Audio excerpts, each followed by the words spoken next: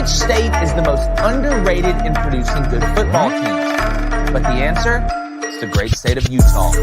They're putting out more winning products than Apple right now.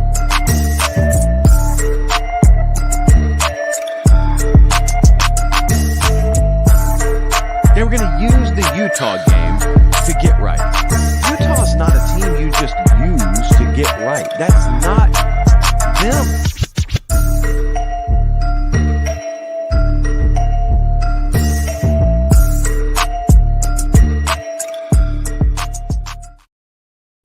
What is going on? Welcome to Life Elevated, State of Utah Football. I'll be covering everything football related here in the state of Utah.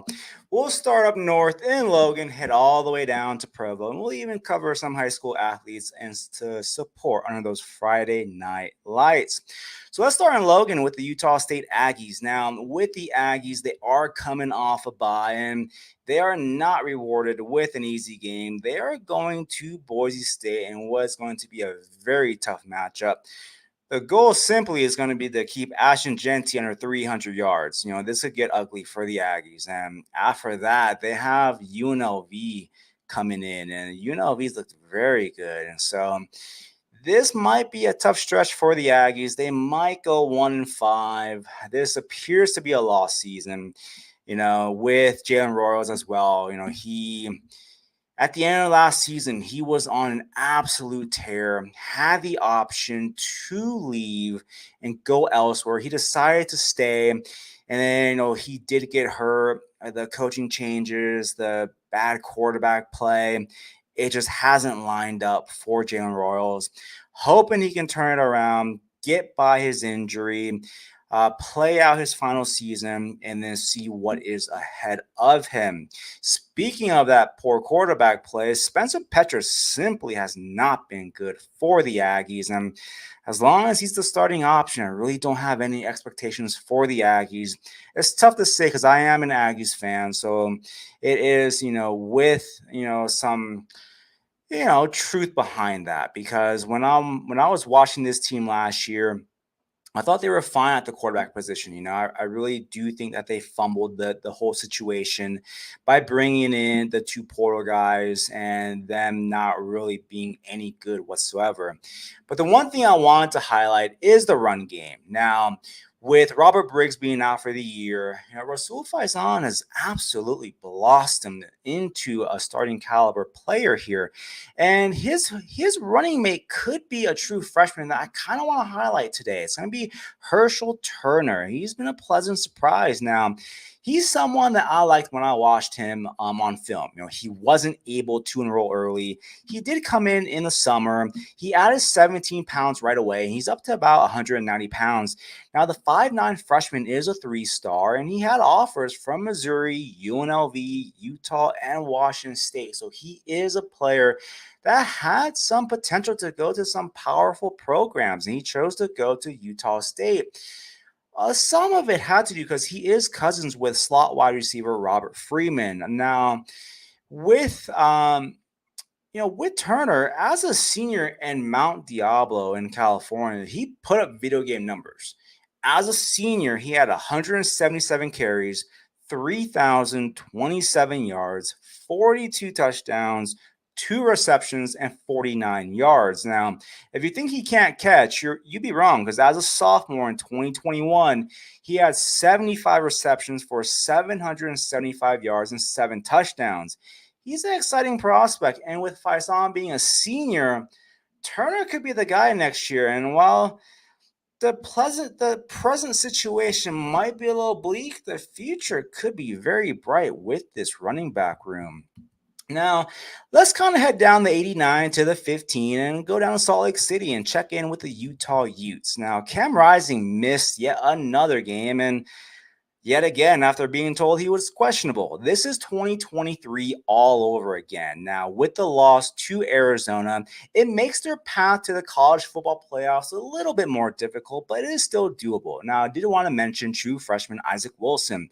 He didn't have his best game, and Arizona showed him some things defensively that he's never seen before. And there are some positive takeaways, though. Now, the Big 12 is a very winnable conference still. No one has really stood out. It's just a bunch of teams that are there, and no one's really kind of stood at the top. It was Utah, but they did kind of fumble it right there. But the Utes still control their own destiny. And, what they need to do is be transparent. Last year with the quarterback situation, the quarterbacks, they were asked every week about Cam Rising, and it got to a point where it was kind of frustrating for the entire quarterback room. Everyone outside the program knew he wasn't playing last year, but he was listed as being questionable all year, and that stunted the growth of the quarterbacks, and they essentially all left because of that. It's a game that somehow Coach Witt enjoys. He likes to play that game, and if he decides to do that again, all he's going to do is harm rather than helping Isaac. And with that, I don't think Isaac needs to be answering all these questions about Cam Rising. Is he coming back? How long? All this situation. The early reports and from people that I trust, the indication was Cam Rising broke his hand, and it would be about a 4 to 5 week injury. If that timeline is true and accurate, and this is from people that I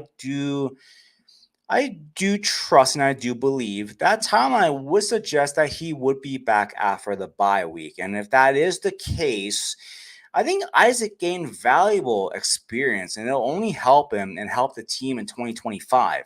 He won most of the games for Utah, and as a true freshman, he did a fantastic job. And so I think with Cam Rising, if the reports are true that he should be playing after the bye week and he comes back, that's fine. But if not, I think what you have with Isaac Wilson, you should go with it.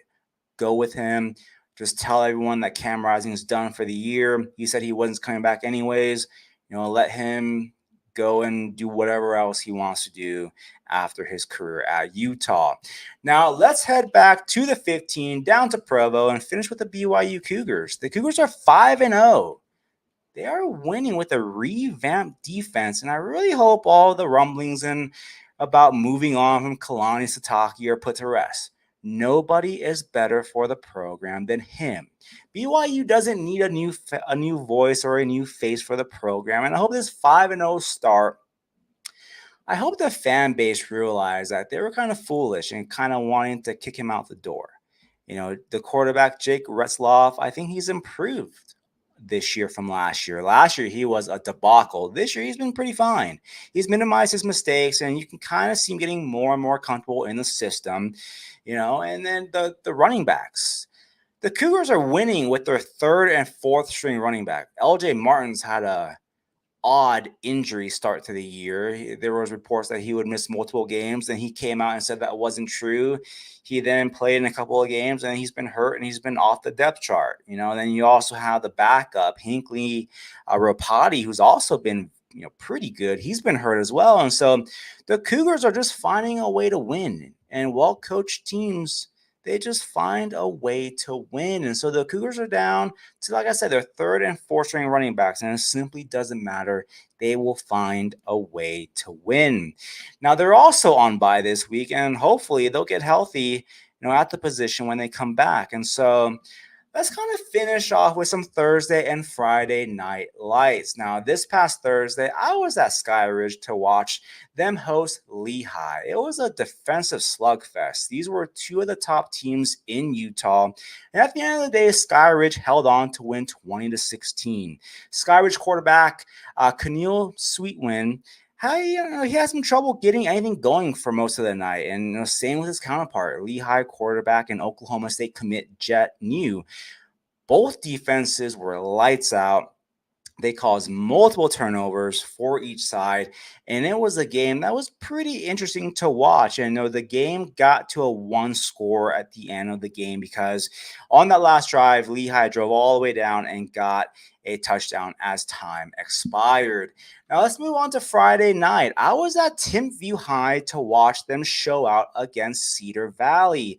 And early on in the first quarter, there was a punt return, and class of 2028 wide receiver Dennis Tuolon returned a punt for 80 yards for a touchdown. The freshman has been making plays, and he has been a playmaker now for multiple games.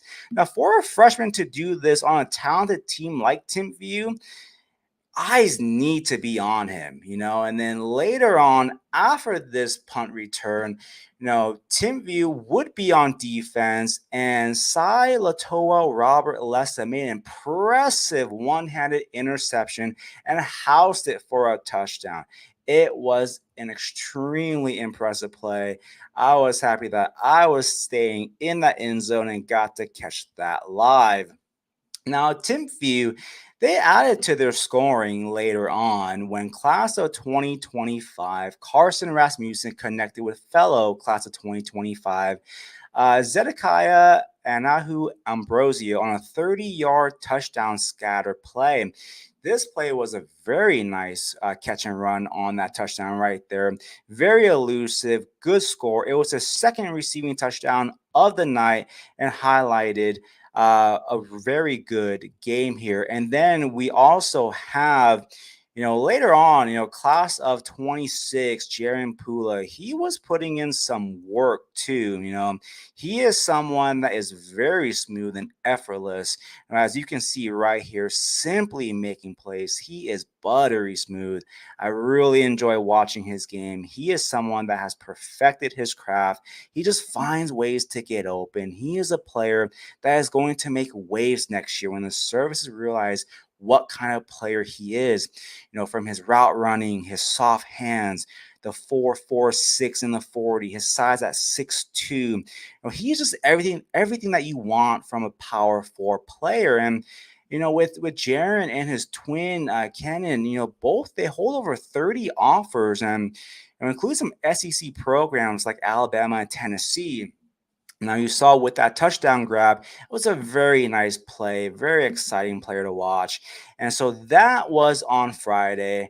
And I'm just glad that he's part of the 2026 class, as I'll get to have another year where I can get to watch him up close, watch him grow and develop.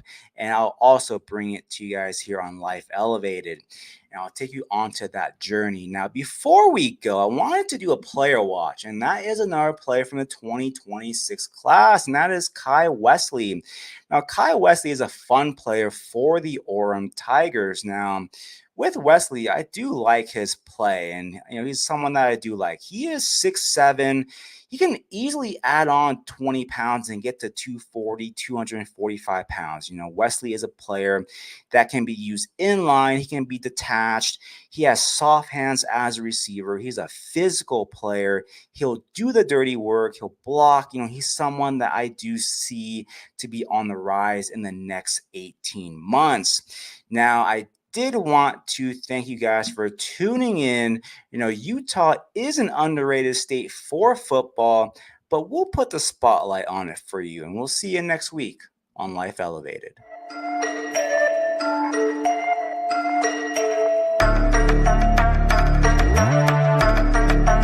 Which state is the most underrated in producing good football teams? But the answer is the great state of Utah. They're putting out more winning products than Apple right now.